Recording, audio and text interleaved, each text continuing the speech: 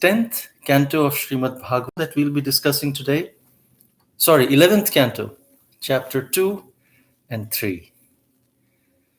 Namo Bhagavate Vasudevaya. Om Namo Bhagavate Vasudevaya. Om Namo Bhagavate Vasudevaya. Narayanam Namaskrityam Naram Chaiva Narottamam Devim Saraswatim Vyasam Tato Jayamudiraye Nashta Prayeshu Abhadreshu Nityam Bhagavata Sevaya Bhagavati Ruttama Shloke Bhaktir Bhavati Naishtiki Krishnaya Vasudevaya Devaki Nandanaya Cha Nandagopa Kumaraya Govindaya Namo Namaha. Hare Krishna, Krishna Krishna, Hare Hare, Hare Rama, Rama Rama, Hare Hare. Aradhya Bhagavan Vrajesh Tanayas Tadhama Vrindavanam Ramya Kachit Upasana Vrajavadhu Vargena Vakalpita.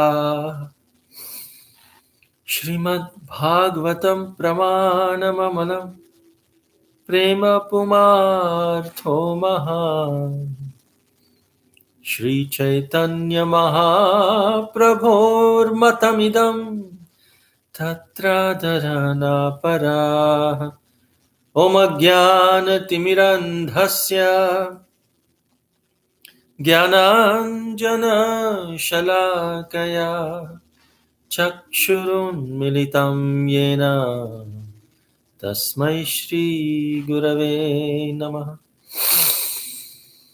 Nama Om Vishnu Padaya Krishna Preshthaya Bhutale Srimate Bhaktivedanta Swami Niti Namine. Namaste Saraswate Deve Gauravani Pracharine Nirvishesha Shunyavadi Paschatya Deshatarine. Jaya Shri Krishna Chaitanya Prabhu Nityananda Shri Advaita Gadadhara Shri Vasadi Gaura Bhakta Vrinda. Hare Krishna, Krishna Krishna, Hare Hare, Hare Rama, Rama Rama, Hare Hare. Hare Krishna. Thank you everyone for joining today. We'd announce the names of the participants for the quiz at the end of today's session. But today we are discussing on chapter 2 of Canto 11, Maharaj Nimi meets the 9 Yogendras. In this chapter, we'll hear about the instructions that Narad Muni is giving in Bhagavad Dharma to Vasudeva, the father of Krishna. Very faithful, he's very inquisitive. And Narad Muni is recounting to Vasudeva a conversation between Maharaj Nimi and the 9 Yogendras. Who's Maharaj Nimi? Who are the 9 Yogendras? We'll have to jog our memory to the previous cantos, the 7th, 8th, 6th cantos that we had read about Rishabdev. And then we'll know who these 9 Yogendras are. Who is Maharaj Nimi? So one time, Narad Muni was so eager, so desirous to see Lord Krishna that he almost exclusively would reside in Dwarka itself. Even though he's the transcendental spaceman, he can go everywhere and anywhere. During the Lord's Dwarka Leela, he resided in Dwarka itself. He would go and meet Krishna in his different palaces. But this time, one time Narad Muni, he arrived at the home of Vasudeva and Devaki. And Vasudev, he welcomed Narad Muni with such etiquette, very respectfully greeted him, and then asked him questions about pure devotional service. He asked him, please tell me about pure devotional service that frees one from all kinds of fear. I don't want to be fearful. So text 8 of chapter 2 says, Aham kila puranantam prajartho bhuvi muktidam apujyam namokshaya mohito deva mayaya. In a previous birth on this earth, I, Vasudev, worshipped the Supreme Lord Ananta, who alone can award liberation. But because I desired to have a child, I did not worship him for liberation. Thus, I was bewildered by the Lord's illusory energy. This is a very deep verse. Here, Vasudeva is saying, I was not able to perform. Many people have this question, why Krishna came as the son of Vasudeva and Devaki, but then went to Nanda and Yashoda? Because he had asked, as Prishni and Sutapa, they had asked the Lord to be their son. But then here he's saying, I did not ask for liberation or going back home, back to Godhead. So the Lord fulfilled his desire. And then he went to Nanda and Yashoda, who were Drona and Dhara in their previous lives, and spent their time with them. But then later, he did come back. And all the pastimes in the Dwarka Leela, Mathura Leela were with Vasudeva and Devaki. Vasudeva, he said, he was lamenting. I wanted Krishna to come as a son instead of desiring to go back to Krishna, back to Godhead. So Srila Prabhupada, he had commented in the 10th canto of Srimad Bhagavatam in the 3rd chapter when Krishna appeared and he told Vasudeva and Devaki, why I have appeared is because as Prishni and Sutapa, you wanted me as your son. So here I am.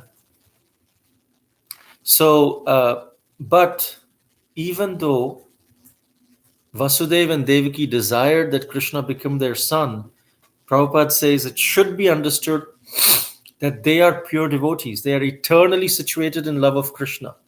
In Srimad Bhagavatam, 10th canto, chapter 3, text 39 says, Mohito Deva Mayaya. Vasudeva and Devaki, they are pure devotees. They were covered by Deva Maya, which is like Yoga Maya, internal potency. In fact, there is another place in the 4th canto where Atri Muni prayed to the Lord, Prajam Atma Samam Mahyam Prayachatu. Atma Samam, I want a son like you. Atma Samam, exactly like the Lord. So Prabhupada says, therefore, he's not a pure devotee because he had a desire to be fulfilled, which was material. He didn't want, if he wanted the Lord as his son, it would be devotional. But he wanted a son who is like the Lord. So, but here, Vasudeva and Devaki, they wanted the Lord as the son, as their son. And it was, Vasudeva says about by illusory, I was deluded by illusion. That was Deva Maya because that was by the plan of the Lord that he was bewildered and he asked for the son, so that it paves the way for the appearance of Krishna to his loving devotees. Then text 9 says, Yatha vichitra vyasanad bhavadbhir vishvato bhayat Muchyema hi anjasaivadha tathana shadhi subrata.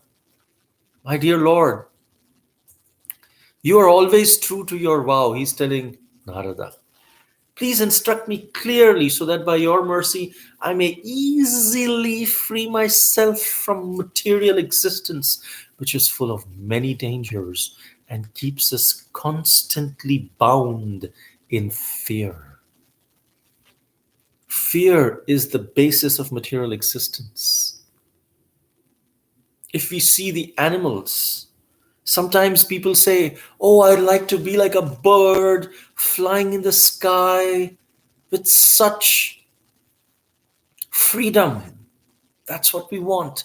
Or sometimes, oh, I wish I could be like the leopard who's running so fast. I wish I could be like a peacock has the ability of framing such beautiful peacock plumes.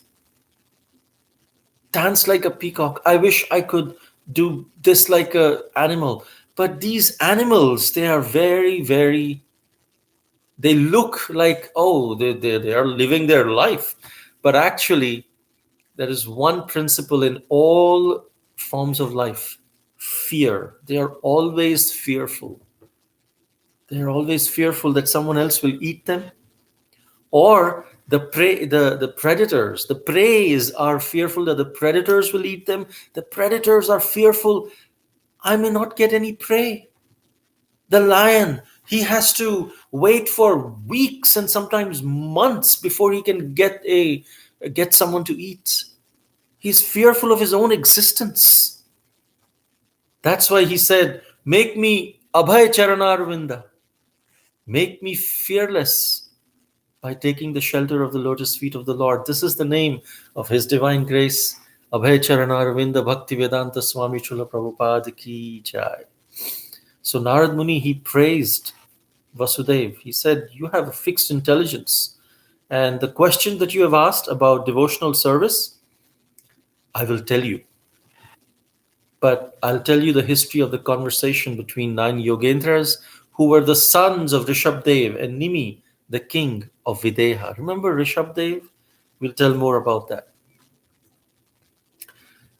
And Narad Muni started, before telling this pastime, he started praising devotional service. He said, pure devotional service, text 12, rendered to the Supreme Lord is so spiritually potent that simply by hearing about such transcendental service, by chanting its glories in response of hearing about such transcendental service, by meditating on such service, by respectfully and faithfully performing and accepting such service, or by praising the devotional service of others. With any of these 5 things, even persons who hate the demigods and all other living beings can be immediately purified. This is the cure for envy, for hatred. What is the cure? Any of these 5 things. Pure devotional service. If you hear about pure devotional service, or if you chant the glories of pure devotional service, oh, pure devotional service is so great. You're not even performing pure devotional service in the traditional sense, but by chanting and hearing about pure devotional service, we are actually performing pure devotional service. Or by meditating on it. If we are just sitting here and thinking, oh, it'd be so, how would I dress Shri Giriraj Shila? I will first apply clean him up, and then I'll apply I'll dress him nicely with his eyebrows and tilak, and then put nice designs of chandan on his lotus face. Just by meditating on it, it's pure devotional service.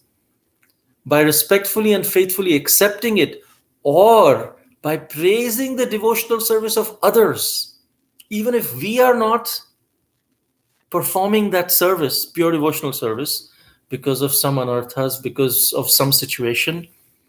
But if we say, hey, look at that person, that devotee is performing pure devotional service, that also will purify us. But what happens generally? Generally, we become envious if someone is advancing in spiritual life. But we are actually harming ourselves if we become envious. We are losing that opportunity. If someone else gets mercy, if we glorify them, we will get that same mercy. But if we are envious of them, then we lose that opportunity. We could have gotten that same mercy just by glorifying him, him or her, that person. So we should run out of our envy and just glorify that person. Maybe in our mind. You don't have to actually go and tell them. If you wanted to go tell them, that's nothing like it. But still, even in our heart, if we glorify such fortunate person, he's performing such nice devotional service, we'll be purified. There is this wonderful story of a prostitute and a brahmana. The brahmana and prostitute, they were living side by side, and this brahmana, he would always curse the prostitute that I'm performing all these rituals and so many great people are coming to me, and right next door is this prostitute, and she is just making my name go bad. People stop coming here because of her. And he would always just meditate on the activities that she would be doing and criticize her. But this prostitute, even though she was performing some abominable activities, her mind would also always think, this brahmana is so fortunate. He gets to serve the Lord. He gets to perform yajnas and pujas and worship. Due to my situation, I'm not able to do that. But look at that brahmana, so fortunate, so wonderful. And she would always be constantly thinking about the brahmana, what he must be doing. Now at the time of death, both of them were leaving their body at the same time. And then the Yamudutas came and the Vishnudutas came. Both of them came. The Vishnudutas went to the prostitute's place. And the Yamadutas came to the Brahmana. And the Brahmana, as usual, was seeing what was happening to the prostitute. He said, Vishnudutas going there, and Yamadutas, you're coming here. I think you got your addresses exchanged. Vishnudutas should come here. I've been glorifying the Supreme Lord all the while. And the Yamadutas said, are you the Brahmana? Yes, we are at the right place. He was surprised. He said, how come? How can you do that? We don't know. Talk to Yamaraj. He took them. And then he asked Yamaraj, what is this? Is ghor anyay. This is injustice. How can you allow this in your court? I'm a Brahmana. I have followed all 4 regulative principles. And I've been chanting the names of Lord. What happened? He said, that prostitute was always thinking about your activities. So in her mind, she was glorifying you and your devotional service. And as a result, this verse says, by praising the devotional service of others, she was getting that result. Whereas your mind was always focused on what she was doing and her activities. And therefore, the Yamadutas have come for you. So we must always not look at the bad in others, because that's what our mind will associate with. That's what it'll become. We should associate with the devotional service of others, even if we are not able to do. So this is the verse Narada Muni is saying himself, one of these 5 things. Even if we are not able to be happy, try to be happy for others. And if not, pray to Krishna. Krishna, I want to be happy for this devotee. Somehow I'm having this envy. But please help me. I want to be happy. That itself will make Krishna happy.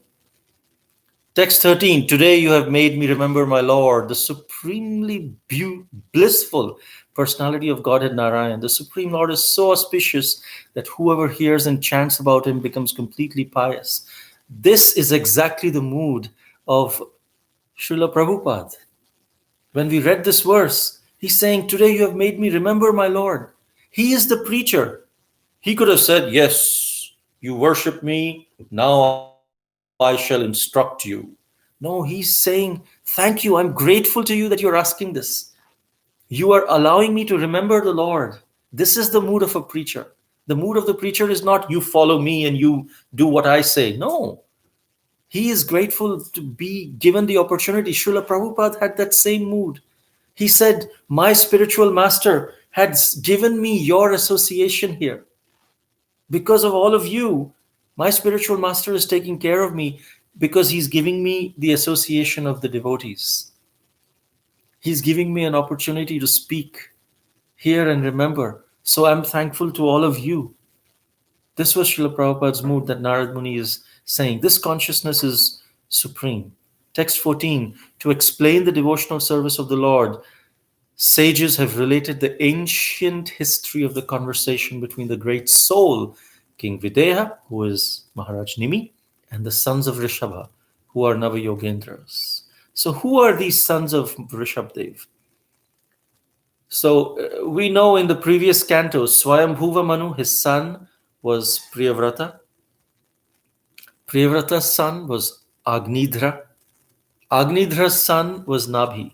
Remember, from Swayambhuva Manu, they went to Prachini Barishat, they went to Uttanapad, Maharaj Uttanapad. They also went to the daughters of Swayambhuva Manu, and Devahuti and Akuti and all of them. And then they came to Priyavrata.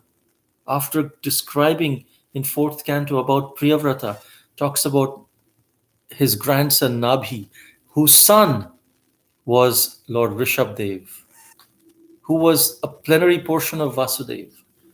And this Rishabdev had 100 sons. First son was Bharat. And we heard about Bharat Maharaj Bharat. He was the first son of Rishabdev. The other 99 sons, 9 of them were called as Yogendras. 9 of those 99. 1 Bharat Maharaj, 9 of the other 99 Yogendras. In fact, after Maharaj Bharat, this Bharat Varsha was made. Before that, it was called Ajanabha Varsha, after King Nabhi.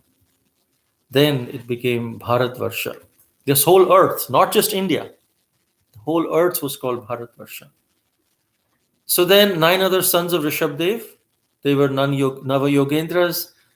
Their names are very important because the next few chapters are all instructions by each of these 9 sages. Yogendras, Kavi, Havir, Antariksha, Prabuddha, Pipalayana, Avirhotra, Drumila, Chamasa, and Karabhajana Muni. These are the Yogendras, the 9 sons of Rishabdev amongst the other 99. So 1 Bharat Maharaj, 9 are Yogendras, rest remaining 90. So these 9 were well versed in the knowledge of the self. They were self-realized. They were always striving for perfection. Then the other 9 sons of Rishabdev, they took on the duty of Kshatriyas and became masters of the Navadvipa, 9 Dvipas, of which one of them is Bharatvarsha. Then remaining 81 sons, right? 1 Bharat Maharaj, 9 Yogendras, 9 became Kshatriyas. Now 81 sons became Brahmanas. Expert, they were in Smriti, Shastra, Purana, and they propagated the path of Karmakanda, fruit of sacrifice. Now these Yogendras, they were so self-realized, they were free to move anywhere, just like Narad Muni. They traveled in the lok of Kinnaras and Yakshas and so many different places just to glorify the Supreme Personality of Godhead. They were direct associates of Madhusudana. They wandered freely. So one time in Ajanabha, which was the former name of earth, they came upon the sacrificial performance of Maharaj Nimi, which was being carried out under the direction of elevated sages. Text 25. My dear king, seeing those pure devotees of the Lord who rival the sun in brilliance, everyone present, the performer of the sacrifice, the brahmanas, and even the sacrificial fires stood in respect. Ata atyantikam kshemam prichhamo bhavato nagah samsaresmin kshanardhopi satsangah shevadhirnrinam. Therefore, O completely sinless ones, this is very important. I ask you to kindly tell me what the supreme good is. After all, even half a moment's association with pure devotees within this world of birth and death is a priceless treasure for any man. The main thing is samsaresmin kshanardhopi, kshana ardha, half kshana, just even half kshana satsanga is priceless treasure. This is similar to sadhu sanga sarva shastra kahe, labamatra sadhu sanga sarva siddhi hoye. In this verse of Srimad Bhagavatam, it says kshanardho, half a kshana. In there, it's saying not just half a kshana, even lava matra. So these are the Vedic units of time. Lava is equal to 0.14 seconds. It's less than even a second, 1/10 of a second. In fact, 1/10 of a second, less than that. And then 3 lava are called nimisha. Nimisha, nimish matra, is also the verse in Shikshashtakam. It talks about nimisha, which is actually 3 lava. 3 lavas is 1 nimisha, and then 3 nimisha is 1 kshana. This is very important. Which means how many lavas is 1 kshana? 9 lava is 1 kshana. Yugayitam nimishena chakshusha pravrishayitam shunyayitam jagat sarvam govinda virahena me. Here Lord Chaitanya is saying that 1 nimisha is like yugayitam. 1 nimisha is 3 lava, which means 0.4 seconds. So he's saying yugayitam nimishena. A yuga seems like 0.4 seconds. And kshana is 1.22 seconds. 1 kshana. He's saying ardha kshana, which means almost 0.6 seconds is ardha kshana. If for 0.6 seconds you can have a association of a devotee, you get the greatest treasure. And in Chaitanya Charitamrita it says 0.14 second. If you have, you get the greatest treasure. So we'll see the lowest denominator, which is lava. 0.14. If for lava you can get, definitely for kshana you will get. So according to Vishwanath Chakravarti Thakur, generally the etiquette would be when Maharaj Nimi calls him, invites all the Yogendras, they should ask the guest about their well-being. How are you? How did you come? How was your travel? Was there any problem? I'll give you some water. All these things first are asked, niceties. Then you get into questions. But here, as soon as they came, Maharaj Nimi immediately said, please give me the answer. What is the best good for you, all humanity? Directly he asked that question. The Vishwanath Chakravarti Thakur says this is not Maryadha Ullanghan. This is not transgressing the etiquette. Because this, how you are, how many, this is all for a pure devotee is a waste of time. One time devotees asked, Prabhupada, how are you doing? Prabhupada said, however Krishna keeps me. So it's like, what do you mean? Krishna is taking care of me. How are you doing? How are you feeling? What is this? Tell me something about Krishna. Ask me something about Krishna. So Vishwanath Chakravarti Thakur says the king knew it would be useless to ask the sages about their business affairs, because the only business of the pure devotees is the achievement of the supreme goal of life. So let me just ask them about their business, which is how to do the perfect good. And then he referred to them as Anagha, Prichamo Bhavato Anagha. Anagha means sinless. One meaning is sinless. There are two meanings. O sinless one. The other is seeing whom one becomes a sinful man is also freed from his sins. That is also another meaning of Anagha. And then he said, Maharaj Nimi said, this human form of life, it can be lost any moment. Such a rare attainment. And more rare than a human form of life is to get the association of the confidential devotees of the Lord while they are in the human body. So it bestows, even fraction of a second, bestows benefits on a living being. Text 34.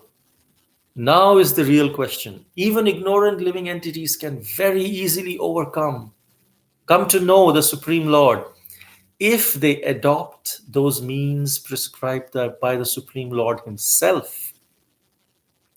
The process recommended by the Lord is known as Bhagavad Dharma, or devotional service to the Supreme Personality of Godhead. O King, one who accepts this process of devotional service to the Supreme Personality of Godhead will never blunder on his path in this world, even while running with his eyes closed. He will never trip or fall. This is the response of the Nava Yogendras. In fact, specifically Kavi. And he talks about Bhagavad Dharma. That reminds us of Bhagavad Dharma discourses. Srila Prabhupada gave the famous Bhagavad Dharma discourses in New Vrindavan in September 1972. So many devotees, there were 500 devotees and guests. They would come every day. They would come and hear from Srila Prabhupada. It would be on top of a hill. This time when we went to New Vrindavan last year, one devotee took us to this place, exact place on the top of a hill where Srila Prabhupada would sit. They actually have a stone and a Vyasasana there, which indicate that Srila Prabhupada sat exactly here to give the Bhagavad Dharma discourses. There was a small pandal and things like that, and everyone, there were devotees everywhere. There's also a video in Srila Prabhupada memories about these Bhagavad Dharma discourses. He wanted these Bhagavad Dharma discourses everywhere in the world. Prabhupada just said, what is Bhagavad Dharma? Here there is a whole description of Bhagavad Dharma by the Nava Yogendras. So Prabhupada said, just try to hear about Krishna. Your life will be successful. This is called Bhagavad Dharma. That's it. And then after his talk, Srila Prabhupada rode to an old farmhouse in Madhuban, which is like a couple of miles away, where he would stay. It was a dilapidated place. But Prabhupada would say, oh, I'm in Vrindavan. This Vrindavan, that Vrindavan, no difference for Prabhupada. And if we see that place, it's very, very austere. But Prabhupada just stayed there alone, translating Krishna book. And then the Bhagavad Dharma discourses started on the day of Janmashtami, September 1, 1972. There were reporters also, and devotees and guests who were coming. And when Srila Prabhupada was coming to start the discourse, there was a crowd of devotees. They were doing kirtan, and Prabhupada ascended onto the stage, and he sat on the Vyasasana. On his right-hand side, there was a red backdrop. There was a life-size painting of Lord Chaitanya Mahaprabhu. To his left, there were deities of Sri Sri Radha Damodar, of Lord Jagannath. There were flags, and Jagannath, Baldev, Subhadra. Flags were there, streamers, everything hung. And then devotees were sitting. Prabhupada spoke powerfully about the purifying nature of Krishna consciousness. He was focusing on the sound vibration and how we should associate with Bhagavan, the blissful God, and our relation to him, which is Bhagavad Dharma. Then in the evening, he would do arti, and devotees, they packed tightly into this small space of temple room. And Prabhupada said some sannyasis read the Krishna book. And they read the entire introduction of the Krishna book, Lord Krishna's advent, and then they asked, "Is it enough?" Prabhupada said, "No, continue." And they read on for hours and hours and hours, and all the devotees, they were exhausted. They were fasting all day, and this temple room was like a sauna, so hot. They were very struggling to stay attentive and awake and all that. And Prabhupada said, "Now read prayers by the demigods for Lord Krishna in the womb." And philosophy, how can we see it? But everyone was trying to listen attentively, but Srila Prabhupada was the only one who was actually listening, able to listen attentively. He was relishing Krishna's pastimes all the way till the midnight, just reading Krishna book. And then he said, "I think you have had enough. Take some prasadam. You all seem a little tired." All the devotees, Hari Bol. And then some of them, they continued chanting their rounds, and they attended Mangalarti the next day, because Prabhupada was here. And next day was his appearance day, the Vyasa Puja of Srila Prabhupada. So it was such a blissful time that all the devotees had. Then, text 36, in accordance with the particular nature one has acquired in conditioned life, whatever one does with body, words, mind, senses, intelligence, or purified consciousness, one should offer to the Supreme, thinking, this is for the pleasure of Lord Narayan. Vishwanath Chakravarti Thakur has given a nice description of how one should offer one's ordinary activities to the Lord. He says, for a sense gratifier, his activities, he begins by, responding to the call of nature. And he cleans his mouth, he brushes his teeth, he baths, he meets his friend, family members, discusses with them about the day's business. So in the same way, he has so many activities during the day. And what does the sense gratifier execute these activities for? For his personal enjoyment.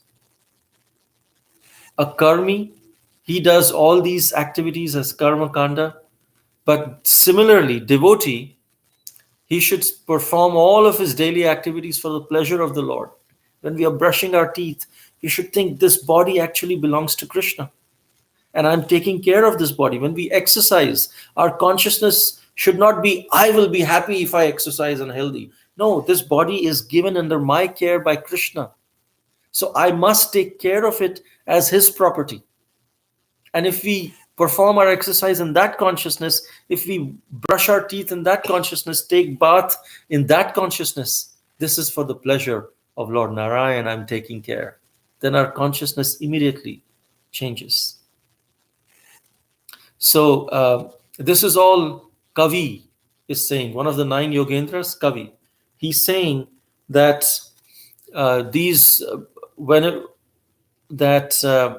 people, they forget the identity of the Lord. They are trapped by the illusion of identifying with the temporary body.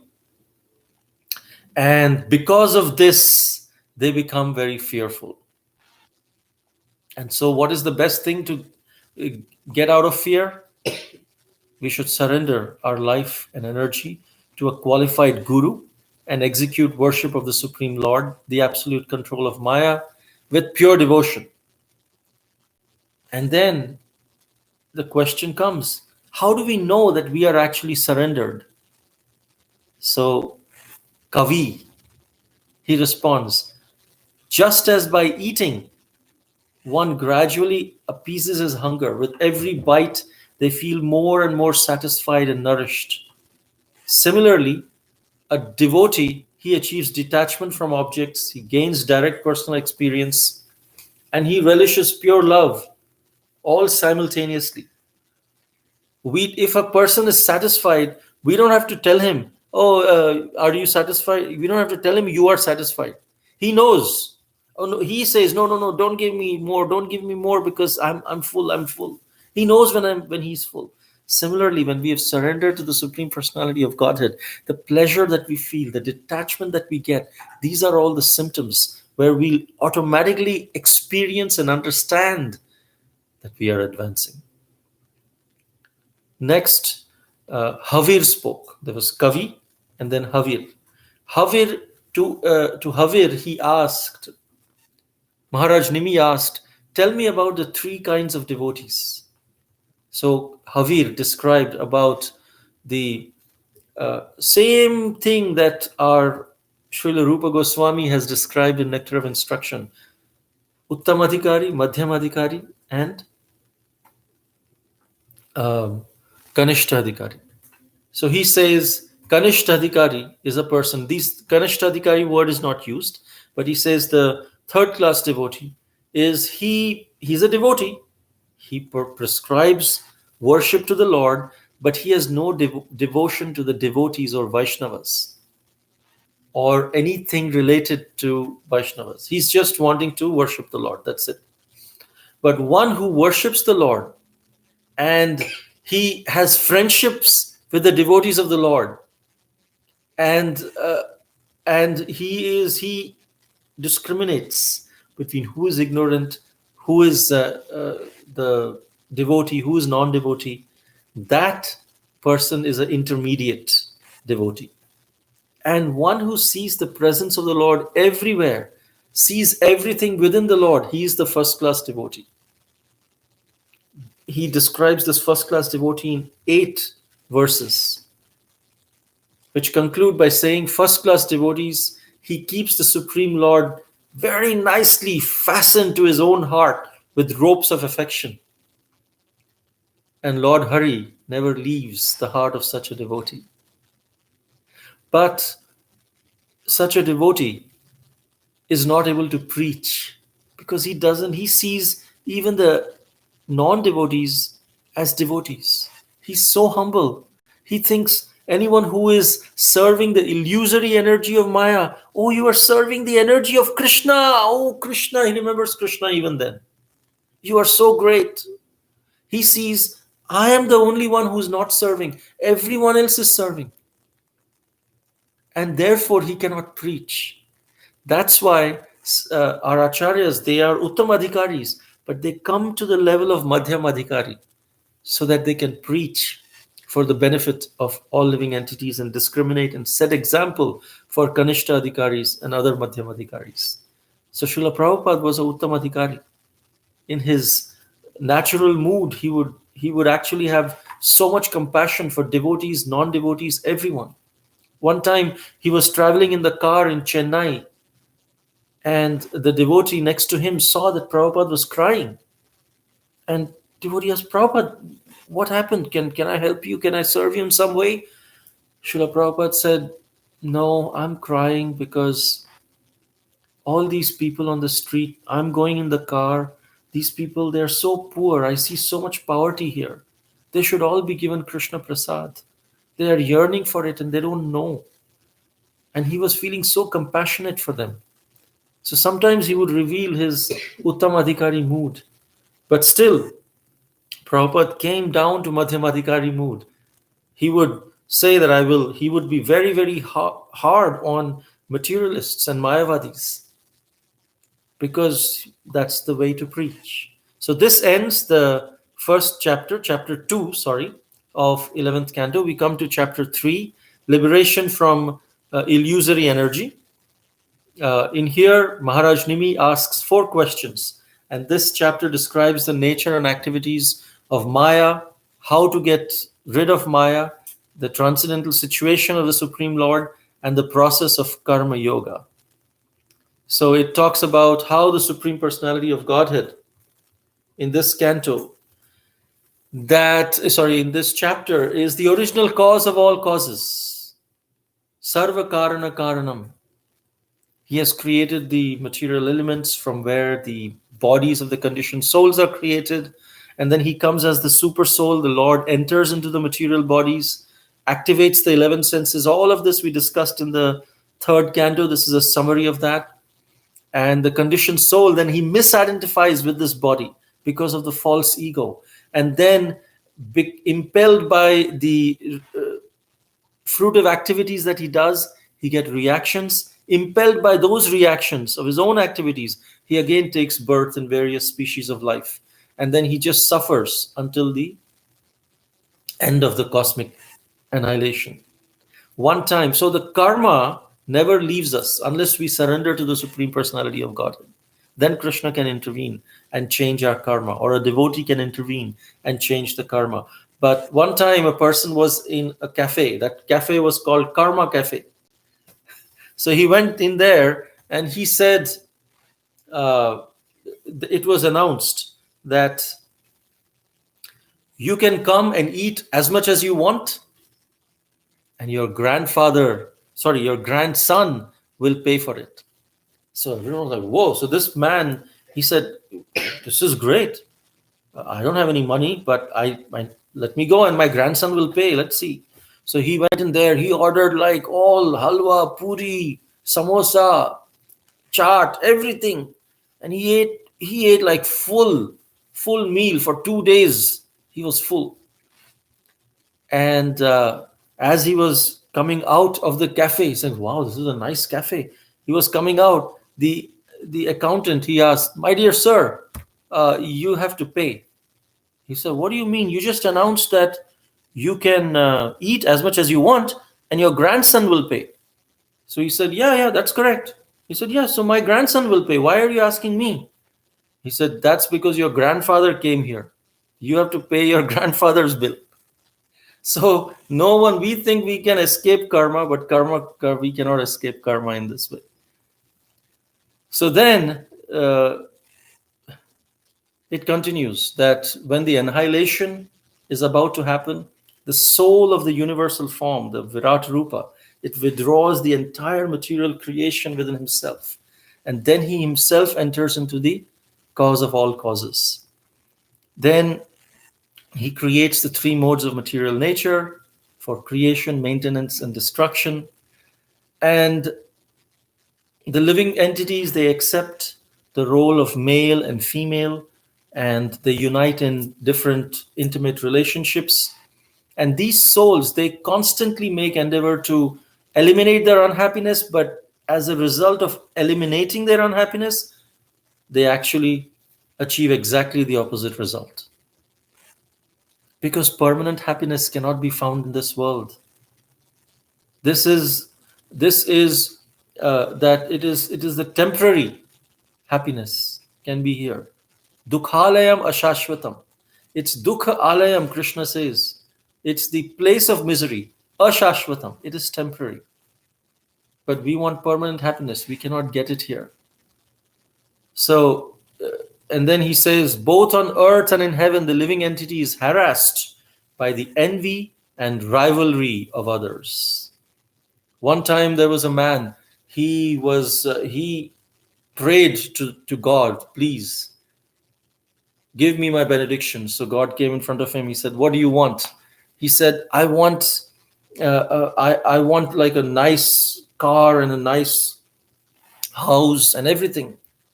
So he said, okay, I'll give you that benediction, but there is one condition. He said, what's the condition? The condition is whatever you get, your neighbor will get twice of what you get. The person said, all right, I mean, that's not a big deal. I don't care what my neighbor has. I want all these things. He said, all right, tathastu. He left. So then suddenly he sees himself in a big house. It's a 2-story house, and there's nice cars, BMW and all these different Mercedes, all these different cars, and he has a nice family and everything. And then he says, wow, this is wonderful. And he goes out and he sees next to him is a 4-story house, and there are 10 cars in that 4-story house. And that's when it struck him, oh my God, when my friends and relatives come to my house, instead of asking about my house, they are going to look at this 4-story house right next to me. Instead of talking about my cars, they're going to talk about the other person's cars. And so this person was really frustrated. I thought this will give me happiness, but why my neighbor the next door neighbor had to get things double than me? So he said, all right, I get an idea. He again prayed for the boon. May I become blind in one eye. And then he became blind in one eye, and he came out and he saw his neighbor was blind in both eyes. because he gets twice of whatever he gets. The neighbor gets twice of whatever the person gets. And so he was blind in both eyes, and now he felt satisfied. This is the nature of material happiness. This is what it's saying. The living entity is harassed by the envy and rivalry of others. We are not happy by what we have. We are not grateful for what we have. We are always thinking what we don't have that others have. That's not happiness. And as devotees, we must practice this. As a practice, we should practice our mind to look at things that we have and be grateful. Understand we don't deserve it. Thank you, Krishna, for giving this. We'll take care of it, whatever we have, for your pleasure. Then Krishna will give more, so we can then take care of all that on his behalf. Rather than thinking about comparing and thinking about what we don't have. Therefore, any person who seriously desires to find permanent relief from the sufferings of material existence should take shelter of the lotus feet of a bona fide spiritual master.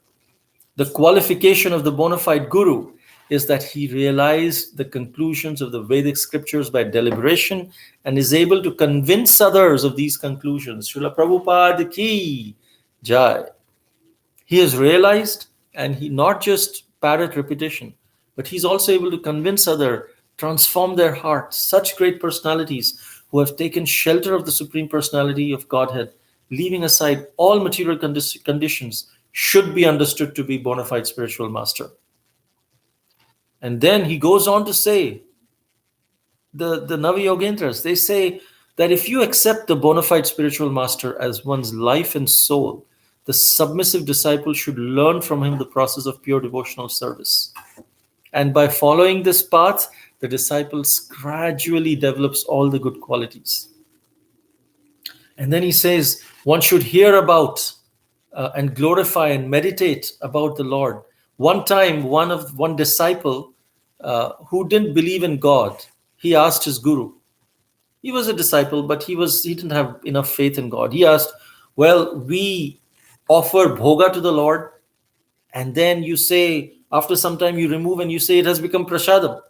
What prasadam? Why does the Lord really, if God eats away the prasadam, then how is it remaining there? Does he really consume? So the guru didn't say anything. He said, he told the student, just prepare for the class. So he said, okay, what should I prepare? He said, learn this verse from Ishopanishad. Om Purnamadam Purnamidam Purnat Purnamudachyate Purnasya Purnamadaya Purnameva Vashishyate. And he explained that everything comes from Purna, from totality, from there is one whole, like that. And if the whole is taken out from the whole two wholes remain. So then everyone was practicing mantra by heart. And all the boys, and this boy also started practicing Om Purnamadam Purnamidam Purnat Purnamudachyate and all of these things. So then the guru came and he asked this student who had raised this doubt about prasadam, he asked, you recite the mantra, but don't see the book. So he said, okay. Without seeing the book, he closed his eyes and he recited the mantra, Om Purnamadam Purnamidam Purnat Purnamudachyate Purnasya Purnamadaya Purnam Evavashishyate. Was that right? Guru said, yes, it's right. But I have a doubt, the guru said. Shishya said, you have a doubt? Yeah, I have a doubt to ask you. If you have taken every word into your mind, how come the words are still there in the book? And the disciple was, what? Oh, well, you asked me in the morning that if Krishna has accepted everything, then how does the bhoga become prasadam and stay there? So I'm asking you, if you have taken everything from the book into your mind, you just recited without seeing, then how come those letters are still there in the book? It should be in your mind. And then this disciple understood, yes, this is in the sukshma form, and the other thing is in the sthula form. And he understood how Krishna accepts the love from within the bhoga and then gives his mercy back. So such bona fide spiritual master, if we surrender, we will always be under proper guidance. So then he said one should hear, glorify, one should meditate upon these wonderful transcendental activities of the Lord. One should serve others, accept instructions from others also. Guru, sadhu, shastra. Also sadhus, other gurus also we should serve. Not just say, oh, this is my guru, I just will serve my guru. No, the god brothers of the guru are also should be respected and served like the guru, as one's own guru. And then our guru will be more pleased than if we say groupism, guru groupism. No, that's not good. Especially, he said, one should learn from the pure devotees of the Supreme Personality of Godhead. Then he says something similar to what Bhagavad Gita is saying. By chanting the glories of the Supreme Personality in the association of devotees, one becomes satisfied and happy. This is the same verse in the Chatushloki Bhagavad Gita, where Krishna is saying that one becomes very, very satisfied and happy, develop a loving relationship and friendship with the devotees. Parasparam, that they converse with each other in that way. Madchita madgata prana bodhayanta parasparam, that they glorify. The same thing is told here.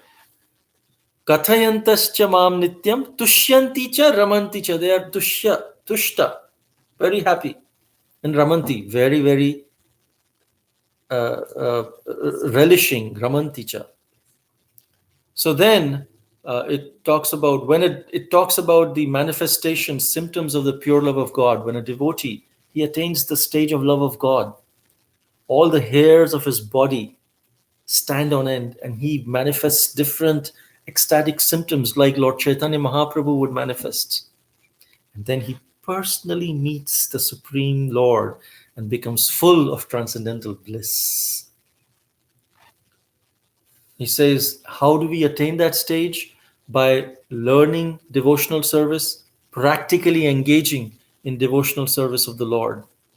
Then we can cross over Maya. The Supreme Personality of Godhead, we should understand, He's the cause of the creation. There is no other cause. He's originally one. He expands His illusory potency. He is the Supreme Brahman, and when one engages in devotional service, then all the impure desires which are lodged within the hearts as a result of previous activities that we may have done in the three modes of nature, they are destroyed. Then the heart is purified, and one will directly perceive both the Supreme Lord and our own self as transcendental entities. In fact, this happened with Duryodhana also. For a moment, Duryodhana, he asked Bhishma in the battlefield, kill the Pandavas. So Bhishma, he said, I am married to the throne, so he chanted mantras for 5 arrows. He said, these are the 5 arrows. With each arrow, I have chanted the mantra. Each one is for one Pandava. So Duryodhana, he said, okay, give me these 5 arrows. This was in the night. Next day, the war was going to happen. Duryodhana took those arrows from Bhishma. He said, okay, you have empowered them, give it to me. Because what if you change your mind in the night? He took from him, he kept in his tent. Just then, Krishna, he understood what Bhishma has done. And those arrows which are powered, it was sure that Bhishma would kill the Pandavas. So Krishna told Arjuna, go to Duryodhana. So what? Yeah, I'm telling you, go to Duryodhana. Remember, you had saved him once from the Gandharvas. At that time, Duryodhana asked you for a boon, and you had said, I'll ask later. This is the time. Go to Duryodhana, ask him these 5 arrows. He said, what 5 arrows? Just do what I'm saying. So he went there. Duryodhana, do you remember I saved you from the Gandharvas? Duryodhana was like, yeah, maybe. Yes, so you asked me for a boon. I said, I'll take later. I'm asking you for a boon. He said, what boon? I'm not going to save you or protect you. He said, no. I'm just asking for those 5 arrows. Duryodhana was shocked. What 5 arrows? How do you know about the 5 arrows? Arjun said, actually, I also don't know, but Krishna asked me to ask you this.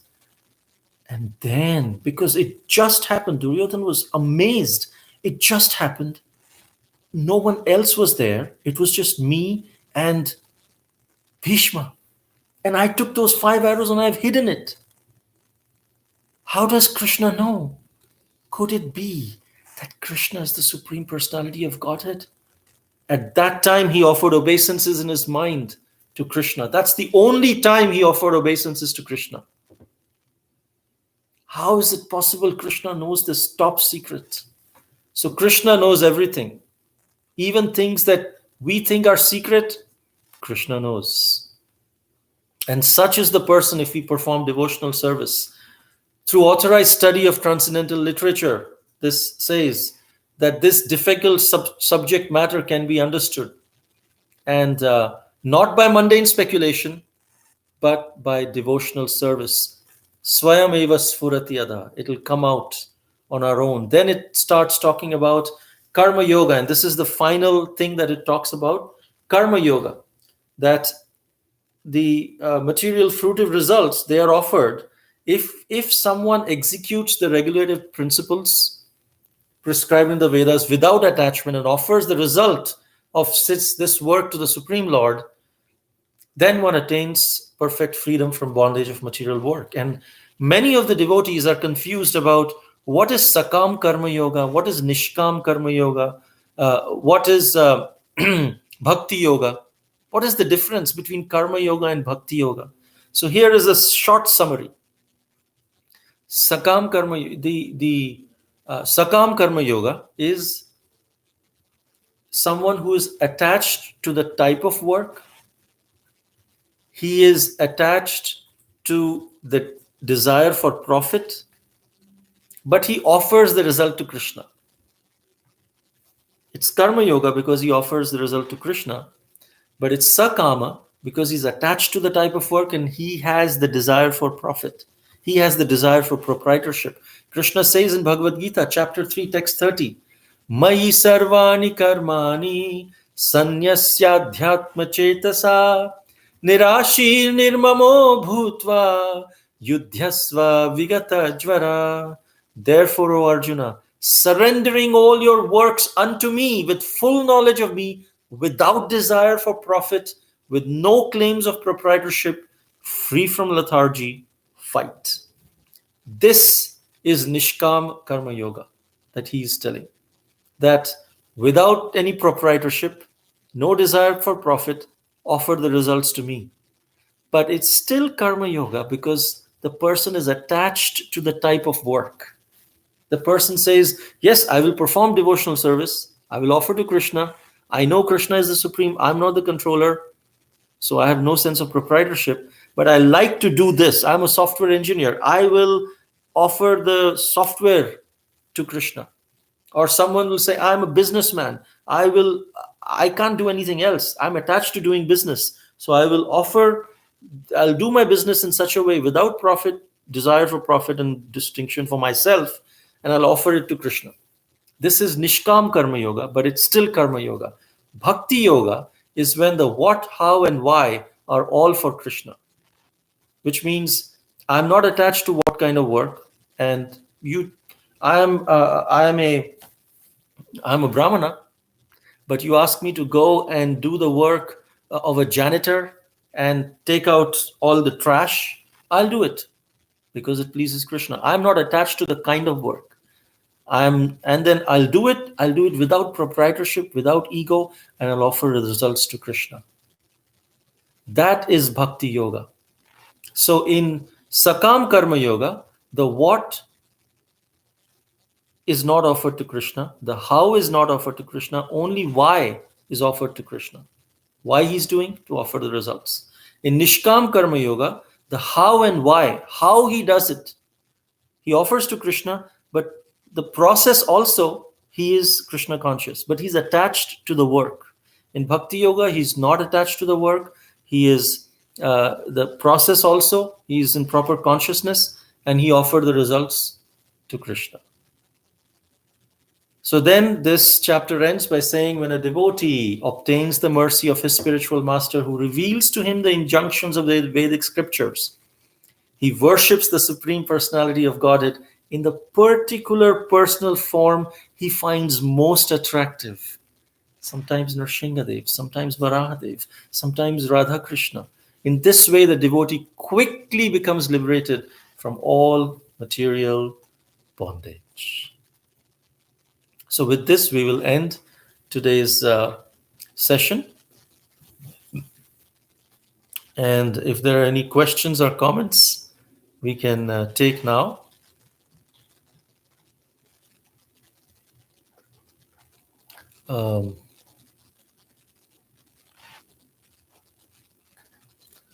So we'd like to thank on Facebook those who are, we'd like to thank those devotees who participate in the quiz. Facebook, Rajeshwari Mataji, Ananga Mohini Mataji, and Ranjani Gopika Mataji. And on YouTube, Vrindavani Mataji, Hari Krishna Madali Prabhu, Shweta Manjiri Mataji, and Soumya Mataji. And today's quiz questions are: first, who is giving instructions to Vasudeva, Krishna's father? Second, what is the moral of the story of the Brahmana and the prostitute? Third, who is the father of Lord Rishabdev? Fourth, who is the father of the 9 Yogendras? Fifth, what are the names of the Nava Yogendras? Sixth, how many lovers is one kshana? Seventh, what are the 2 meanings of the word anagha? Eighth, what is Srila Prabhupada's description of Bhagavat Dharma? Ninth, how do we understand that we are making spiritual advancement according to sage Kavi? 10th, why can't a first-class Ruttamadhikari devotee not preach? Why can't a first-class devotee preach? 11th, what are the 4 questions asked by Maharaj Nimi in the 3rd chapter? 12th, what is the qualification of a bona fide spiritual master? 13th, when was the only time Duryodhana offered his obeisances to Sri Krishna? 14th, what is the difference between Sakam Karma Yoga, Nishkam Karma Yoga, and Bhakti Yoga? Thank you very much. So we have a question. Guess it says question 2, but where is question 1? Okay.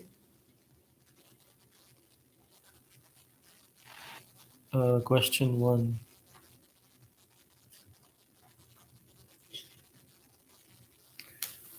Okay, question. How come we know that we are doing pure devotional service? Well, as per the sage Havir, he says, when you eat, you know whether your hunger is going away when you're full. Automatically, you will know. Similarly, when we are performing pure devotional service, we will know that are we feeling the happiness? Are we feeling detachment from material life, material pleasures? Then we know we are performing pure devotional service. When we know that we may be offering maybe a tulsi on the lotus feet of Krishna, asking for our desires to be fulfilled. But if one leaf, if we say, Krishna, this is just for you. I'm not asking anything. This is just for you. That leaf that was offered was of pure devotional service. When we are just depending on Krishna and continuing our services. But first, we have to appreciate others doing pure devotional service. Then we will be able to develop pure devotional service. Question 2, suppose if we are attached to devotional service, will it come under Nishkam Karma Yoga? It depends on what your consciousness is. Because Nishkam Karma Yoga means you are attached to the activity. For example, someone is attached to the activity of doing arti. It's devotional service. But why is he performing that? While performing the arti, or the chamara, is he saying, oh, look how I'm nicely doing the chamara for the Lord. Everyone who's watching the arti is actually watching me. He's performing the act of devotional service, but his consciousness is not that of devotional service. He's actually doing arti of his own ego in the form of the deities. So I guess if he's attached to devotional service, to the activity, but the consciousness should also be, then it's Nishkam Karma Yoga. I hope that answers your question. Next question from Shamala Gopika Mataji. So if we are working in some particular job for our family maintenance, then we are not in Bhakti Yoga and we are in Nishkama. Well, if that job is sanctioned by your spiritual master, by Guru, and he's saying, yes, you can continue your job to maintain your family, because the Guru said it, it becomes devotional service. So for those who are doing these activities under the guidance of a Guru, of a pure devotee, then they don't come under Sakam Karma Yoga, Nishkam Karma Yoga, Bhakti Yoga. But if we are doing something on our own, then these considerations come. As soon as we start doing it under the guidance of a spiritual master, and they're blessed by the spiritual master, those activities Krishna accepts as Bhakti Yoga. But to make it pure devotional service, it depends on our consciousness, how we are performing that activity, that the job that I'm doing. Yes, it's sanctioned by the Guru, but why am I doing it? Am I doing it out of greed? Because I'll get more money? What's my motivation? Is it out of revenge? I want to show people. Or is it out of pride? People will glorify me if I do this job. What is it? Or is it out of love of Krishna? Is it out of... Arjuna was fighting. But what is his motivation? His motivation was not greed. He didn't want a kingdom. He didn't want money, power, prestige. No, what he wanted? He wanted to please Krishna. His motivation was love for Krishna. So our motivation is what decides whether it's pure or not. But yes, if it's under guidance of a pure devotee, it is a devotional service. All right. Another question by Rajeshwari Mataji. What is exactly Deva Maya means? Can you please elaborate? Deva Maya is nothing but Yoga Maya. Just like I think yesterday there was a question, what is the difference between Mahamaya and Yoga Maya? And Kalasudha explained that Mahamaya,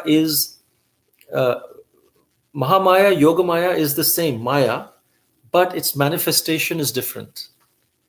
When we are under illusion out of envy of the Lord, that's Mahamaya. When we are under illusion out of love for the Lord, that's Yoga Maya. We are going from, our goal of life is go from Mahamaya to Yoga Maya. We'll be in Maya always, whether Mahamaya or Yoga Maya. It's our choice. Just like Vasudeva and Devaki and Yashoda Mai, she was in Yoga Maya. She was in Maya because she did not consider Krishna as God. That is Maya. It's illusion. But it's Yoga Maya. It's out of love that she was not considering Krishna as God. We don't consider Krishna, we in the sense some people don't consider Krishna as God because they are envious of God. They are envious of Krishna. So that's Mahamaya. So the effect is different. In Yoga Maya, you are actually in God's party. In Mahamaya, we are against envy and love. This is the difference between Deva Maya and Mahamaya, or Yoga Maya and Mahamaya. Janeshwar Gauranga Prabhu, sometimes we are requested to offer arti or tulsi leaves to the Lord for their spiritual advancement. What kind of bhakti is this? We are requested to offer to the Lord for whose spiritual advancement? Their means someone else or the Lord's spiritual advancement? I'm not understanding the question. Sometimes we are requested, if you can explain a little more by what you mean by their spiritual advancement. Sometimes we are requested to offer arti or tulsi leaves to the Lord for their spiritual advancement. What kind of bhakti is this? If you mean that we are requested to offer arti tulsi for other people's spiritual advancement, then it's good. It's preaching. That's what preaching is. That's what Lord Chaitanya is saying. We should, the book distribution, we are distributing books for their spiritual advancement, other spiritual advancement. If we are performing devotional service so that others can take benefit of what service we are performing, that's pure devotional service. Krishna is very pleased with that. the person requesting the service. Yeah. So yes, we should pray for other devotees' spiritual advancement, and when we pray for others' spiritual advancement, automatically we will advance. Krishna will. It's automatically given. The more we pray for others, Krishna will give more advancement to us so that we can pray for more people and with more quality and with more sincerity and compassion. So that is very good. All right. If there are no other questions, we can end here. Thank you very much. Hare Krishna.